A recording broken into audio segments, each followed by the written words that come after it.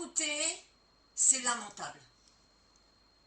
La gabegie de l'aide publique au développement continue. Alors je vais vous soumettre 10 exemples de gâchis et vous allez me dire lequel vous choque le plus. Alors premier exemple, on a donné de nos impôts 510 000 € depuis 2020 à des Béninois pour leur apprendre à faire caca correctement.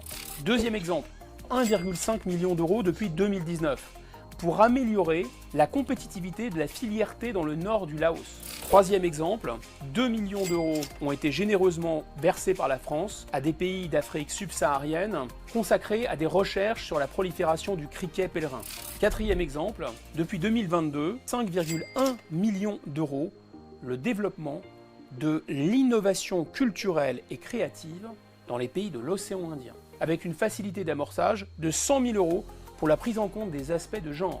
Cinquième exemple, 35 000 ponts menacent de s'effondrer en France s'ils ne sont pas remis en état. La France a doté le Kenya de 28,5 millions d'euros pour aider au développement de son réseau routier. Sixième exemple, 28,6 millions d'euros d'impôts français ont été affectés à un fonds qui sert au décollage d'entreprises privées africaines. Ça s'appelle Choose Africa. Je vous rappelle que pendant qu'on soutient le secteur privé en Afrique, on a battu tous les records de défaillance d'entreprises en France. Septième exemple, on a pratiquement versé 30 millions d'euros de nos impôts. Pourquoi ? Eh bien, pour avoir des routes aériennes, disons, plus courtes, plus rapides en Afrique.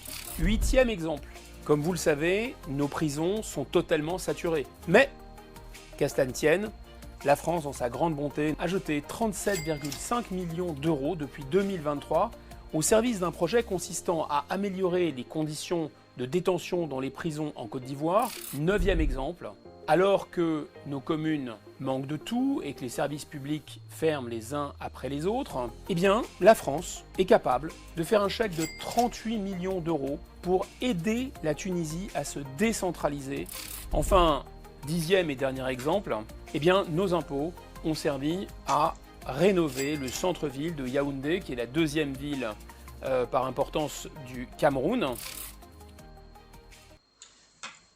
Voilà où va notre argent. Et après, donc, ils viennent dire aux Français, il va falloir serrer la ceinture.